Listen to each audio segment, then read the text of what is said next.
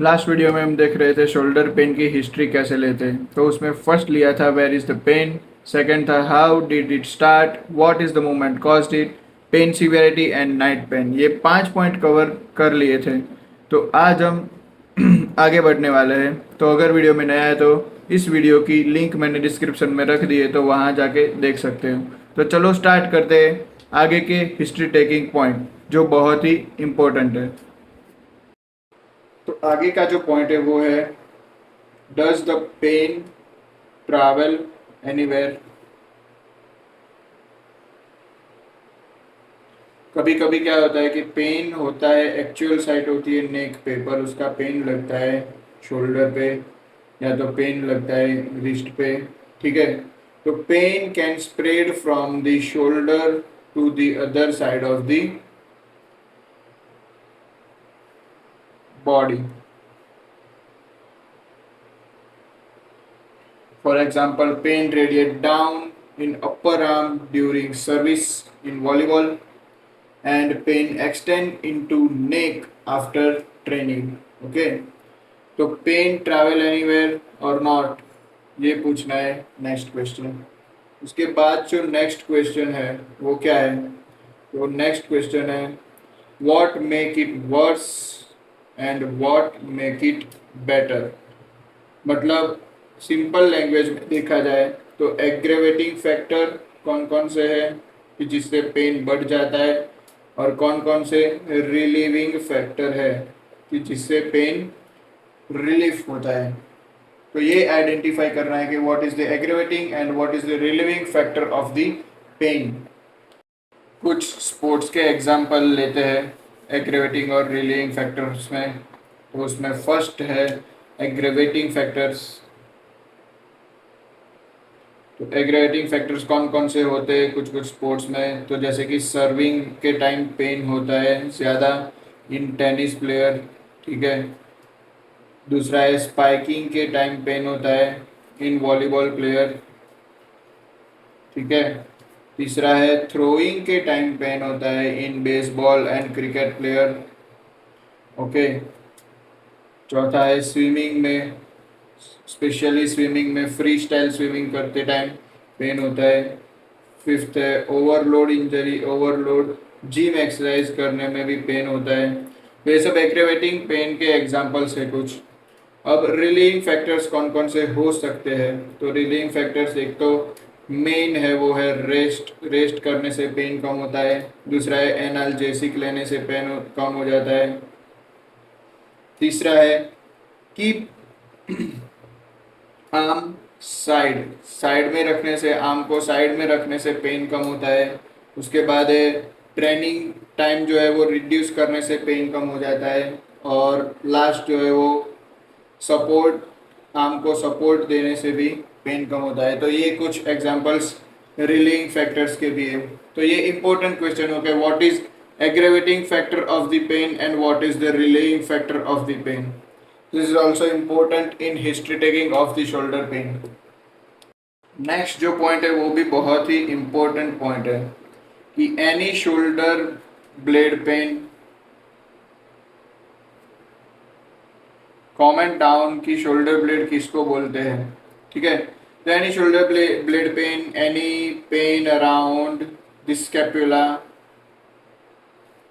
it is very common in athletes while running, while servicing, while swimming, and it's indicate poor shoulder mechanics. Okay अगर pain around the scapula है तो pain around the shoulder blade है तो वो poor shoulder mechanics indicate करता है, और उस वजह से पेन होता है। फॉर एग्जांपल मसल वीकनेस की वजह से पेन होता है, जॉइंट इंस्टेबिलिटी की वजह से पेन होता है। ठीक है। और उसके बाद जो नेक्स्ट जो हमारा क्वेश्चन है वो भी बहुत ही इम्पोर्टेंट क्वेश्चन है, और वो है any nerve symptoms during pain. Any nerve symptoms during pain, कोई नर्व सिम्टम्स तो नहीं आ रहे जैसे कि numbness, tingling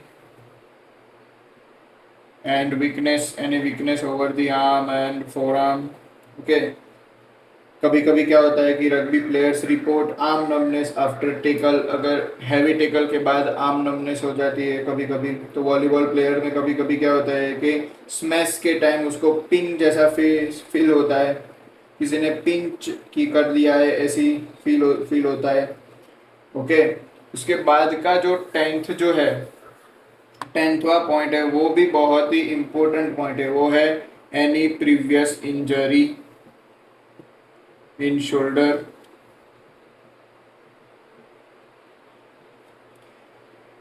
Past injury often contribute to current problem. For example, previous shoulder dislocation, okay, previous rotator cuff injury. These all example of previous injury also rearrange the pain or contribute the pain in the current problem. Okay, तो ये था any previous injury वाला point. अब next point देखते हैं कि other injuries in the kinetic chain, other injuries in kinetic chain. Kinetic chain किस type की होती है, कौन कौन से टाइप्स होते हैं काइनेटिक चेन के, वो मुझे कमेंट करके जरूर बताओ।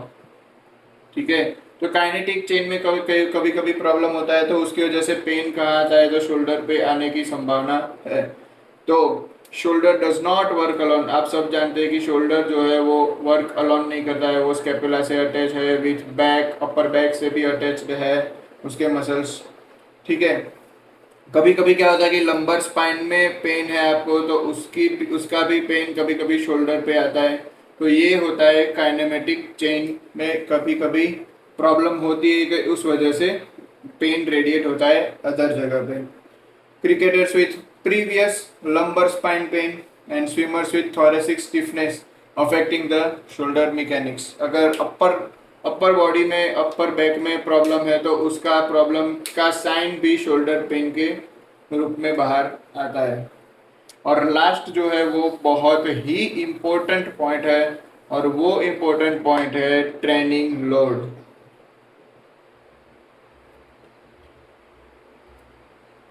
It is very important point, one of the most important question asked to the athletes. Okay, आप ट्रेनिंग लोड कितना ले रहे हो? Sudden increase in the training load will often in shoulder pain. Okay, so ये सब major जो है वो पॉइंट्स है शोल्डर पेन टेकिंग हिस्ट्री के। ओके, तो उसमें फटाफट से समराइज कर लेते हैं तो कौन कौन से पॉइंट्स है।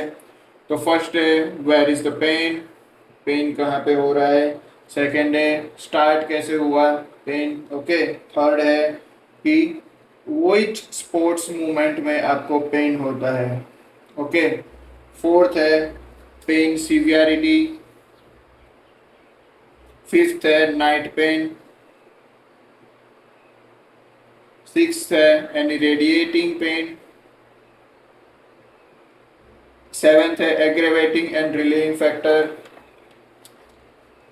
aggravating and relieving factor।